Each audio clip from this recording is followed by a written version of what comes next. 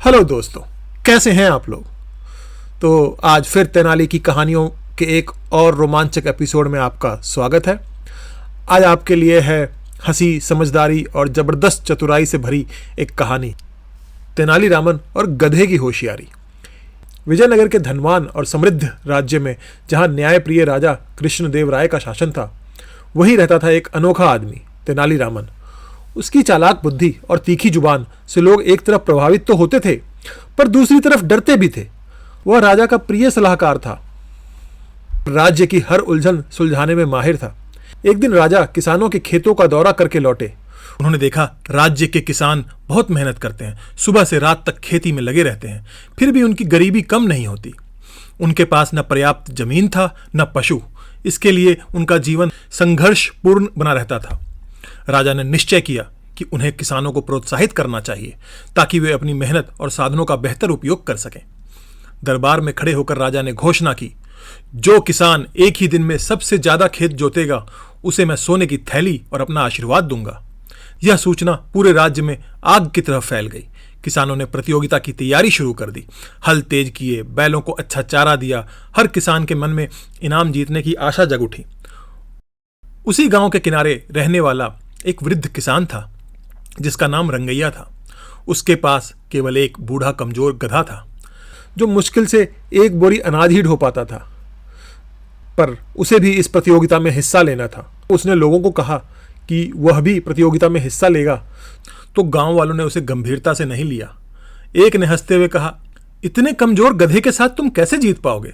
दूसरा बोला, बे तू इस खोखे गधे के साथ? जब तक तेरे गधे का एक कदम चलेगा, बाकी लोग अपने बैल के साथ आधा मैदान जोत डालेंगे। बेचारा रंगैया मन ही मन समझ रहा था, फिर भी उसके मन में एक आशा थी कि यदि वह किसी तरह से जीत सके तो उसका जीवन बदल जाएगा। इस उम्मीद के साथ वह रात को तेनालीरामा के घर पहुंचा। तेनालीरामा अपने आंगन में बैठे थे जब रंगैया ने आकर उन्हें नमस्कार किया। रंगैया ने विनम्रता से कहा, रामन, राजा ने एक प्रतियोगिता रखी है, पर मेरे पास बैल नहीं है। मेरे पास केवल यह एक गधा है और मैं इस प्रतियोगिता में भाग लेना चाहता हूं, लेकिन जानता हूं कि हार जाऊंगा। क्या कोई उपाय है जिससे मेरा गधा बाकी सबसे ज्यादा भूमि जोत सके। तेनालीरामा ने गधे को ध्यान से देखा और मुस्कुरा दिए। उन्होंने धीरे से कहा, तुम्हारा गधा कमजोर जरूर है, पर लालची भी है। इसकी लालच को ही अपना हथियार बना लो तो यह कमाल दिखा सकता है। रंगाया चकराया, सोच में पड़ गया। तो तेनालीरामा ने उसके कान में योजना बताई। किसान की आंखें विस्मय से फैल गई और होठों पर मुस्कान आ गई। क्या यह योजना वाकई काम करेगा? तेनाली हंसने लगे, बोले, कल देख लेना। अगली सुबह राज्य के विशाल खेत में सभी किसान एकत्रित हुए। राजा और मंत्री दर्शक मंडप में देख रहे थे। नगाड़े बजे और प्रतियोगिता शुरू हुई। हर ओर हल, मिट्टी और बैलों की फुफकार थी। जमीन जिंदगी से भर उठी। तभी रंगैया अपने खोखले गधे को लेकर आया। लोग फिर हंसने लगे। यह तो मस्खरा बन गया, गधा भी साथ लाया है।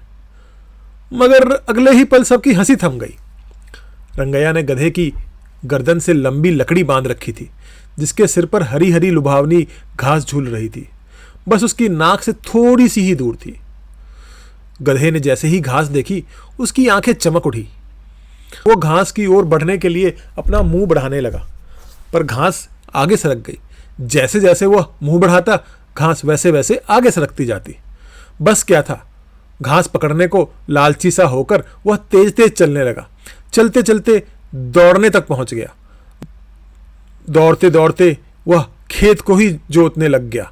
गधे ने एक पल भी आराम नहीं किया। न पानी, न विराम, न रुका, न कुछ सोचा। बस घास को पकड़ने के लिए भागता रहा, दौड़ता रहा। दूसरे किसानों के बैल दोपहर तक थक कर बैठ गए। कुछ हाँफने लगे, कुछ आगे बढ़ने से इनकार करने लगे, पर रंगैया का गधा भूख और भ्रम की ताकत से चलता रहा। जब सूरज ढलने लगा और सुनहरी किरणें खेतों पर बिखरी, तो प्रतियोगिता का अंत घोषित किया गया। राज्य के न्यायाधीश हर किसान के जोते हुए खेतों को मापने लगे और जब परिणाम आया तो सबकी आंखें चौंधी आ गई, क्योंकि रंगैया का गधा, वही दुबला पतला और कमजोर सा दिखने वाला जानवर, वो सबसे ज्यादा खेत जोत चुका था। लोग हक्के बक्के रह गए। असंभव! एक मंत्री चिल्लाया।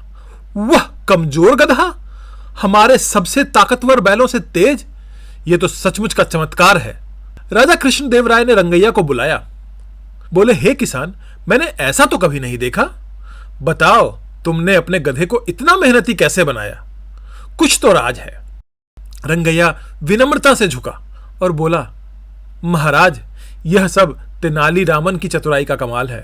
राजा ने मुड़कर तेनाली की ओर देखा और बोले, ओह तेनाली, बताओ तुम, यह जादू तुमने कैसे किया? तेनालीरामा झुककर बोले, महाराज, मैंने कोई जादू नहीं किया। मैंने तो सिर्फ बस इस गधे को यकीन दिलाया कि इनाम उसकी नाक के सामने है और उसको पाने के लिए बस उसे थोड़ी सी ही मेहनत करनी है। सच तो यह है कि गधा खुद अपने लालच और उम्मीद में चलता रहा, बिना जाने कि वह अपने आप को प्रेरित कर रहा है। दरबार ठहाकों से गूंज उठा। राजा बोले, तेनाली, तुमने फिर दिखा दिया, असली बुद्धिमत्ता ताकत में है ही नहीं, बुद्धिमत्ता तो दिमाग में छिपी होती है। राजा ने खुद रंगैया को अपने हाथों से सोने की थैली भेंट की और तेनालीरामन को रेशमी वस्त्र भेंट किए। उस दिन तेनालीरामा फिर से लेजेंड बन गए, यह साबित करके कि साधारण से साधारण प्राणी भी सही प्रेरणा और चालाकी के साथ असाधारण काम कर सकता है। तो मित्रों, इस कहानी से हम क्या सीखते हैं? दिमाग सिर्फ ताकत को आसानी से मात दे सकती है। सही मोटिवेशन मिले तो सबसे कमजोर जीव भी सुपर हीरो बन सकता है। तो दोस्तों, अगर आपको ये कहानी पसंद आई हो तो एक लाइक जरूर दीजिए। ऐसी और कहानियों के लिए हमारे चैनल को सब्सक्राइब करें और पास में दिख रही नोटिफिकेशन बेल को दबा दें ताकि अगली बार कोई वीडियो मिस ना हो। आपकी राय हमारे लिए बहुत कीमती है। फिर मिलेंगे एक और दिल को छू लेने वाली कहानी के साथ। धन्यवाद।